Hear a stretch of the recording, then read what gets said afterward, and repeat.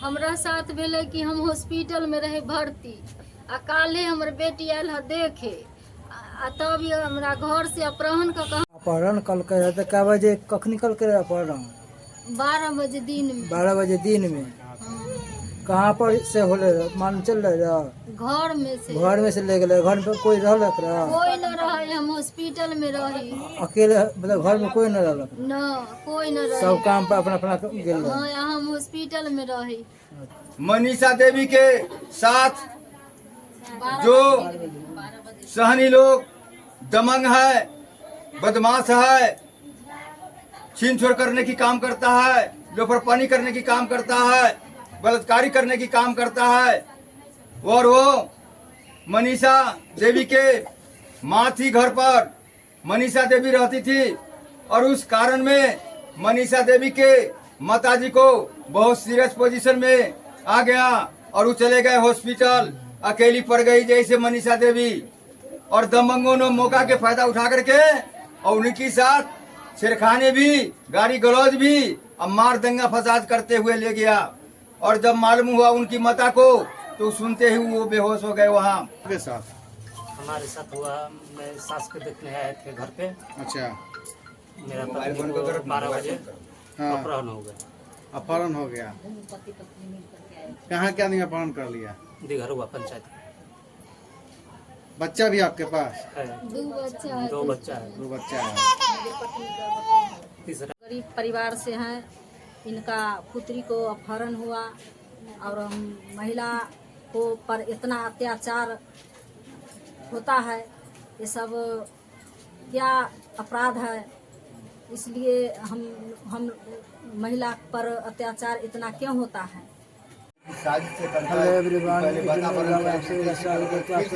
कैसे हैं कि आप लोग अच्छा होंगे, बढ़िया है। और हम लोग बढ़िया अभी कार्यालय पे आए हुए हैं तो कुछ दलित के परिवार सदस्य हैं, उनकी समस्या क्या है, घटना क्या है वही बताएंगे। तो आप लोग इस वीडियो में बने रहिए। तब तक की भेल नाम? गिरमल देवी। घर कहाँ भेल? कमतौल। कौन पंचायत? चकपहाड़ पंचायत। थाना? ताजपुर। की भेल अपने के साथ? हमरा साथ भेले कि हम हॉस्पिटल में रहे भर्ती आ काले हमर बेटी आयल है देखे आ तब ये हमरा घर से अपहरण का अपहरण कल के रहते कै बजे कखनी कल के अपहरण 12 बजे दिन में 12 बजे दिन में कहाँ पर से होले मान चल रहे घर में से ले गए घर में कोई रहलक रहा कोई न रहे हम हॉस्पिटल में रही। अकेले मतलब घर में कोई न रहलक न कोई न रहे सब काम पर अपना अपना गेल रहे। हाँ हम हॉस्पिटल में रही। हाँ देखो जे हॉस्पिटल पर दवा देखियो हम दवाई और लागे पनिया में रह जाने पनी खोलूं वो है वो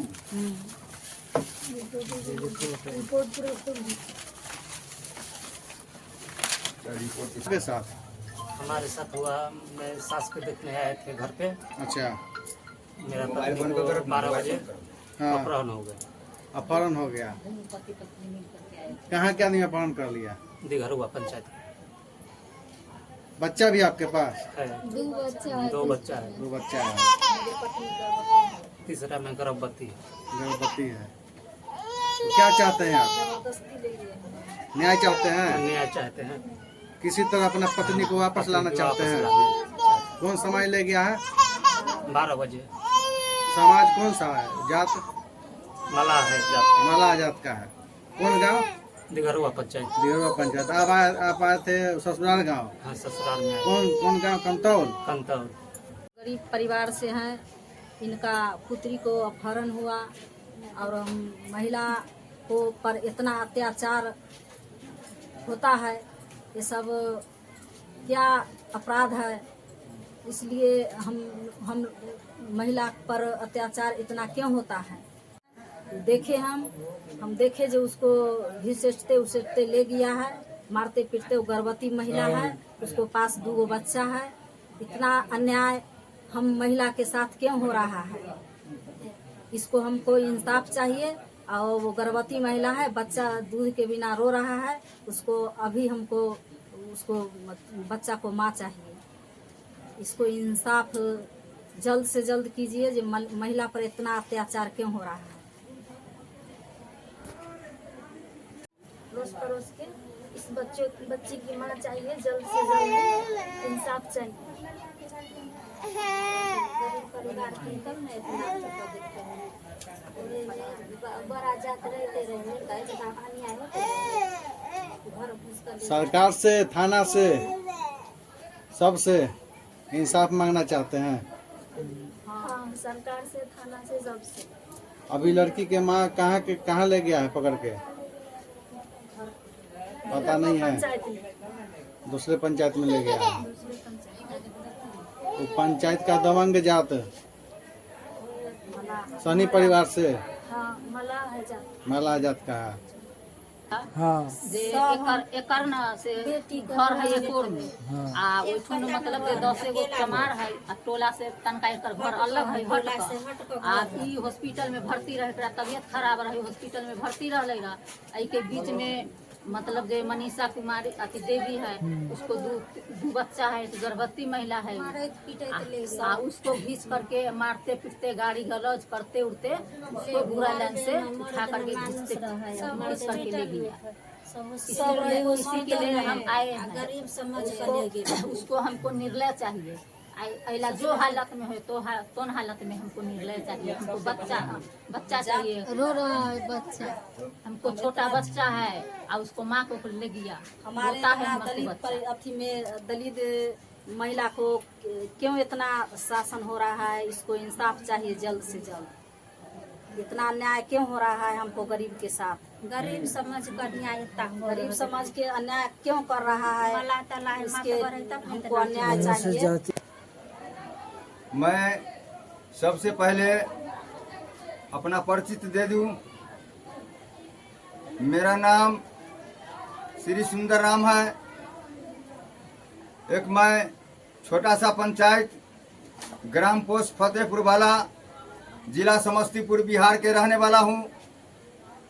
मैं एक बाबा साहब को मिशन से जुड़ा हुआ हूं। मैं उनकी दिया हुआ दिशा निर्देशा के अनुसार मैं संस्था को चला रहा हूं। इस संस्था को नाम है भारत समिति संगठन श्रमिक अदालत। मैं ये दलितों की कार्यालय है। ये दलितों की ऊपर अत्याचार होता है, शोषण होता है, उन्हीं के खिलाफ में मैं सूचना करता हूं और उनकी जहां तक के जो दर्द पीड़ा न्याय की संबंध में मैं सूचना वहां देता हूं। जैसे मैंने लोक न्याय भवन के मैं कहना चाहूँगा श्रीमान से, जो गरीबों, दलितों, पिछड़ों, अत्यंत पिछड़ों के साथ इतना बड़ा अत्याचार क्यों होता है? जो आज तत्काल में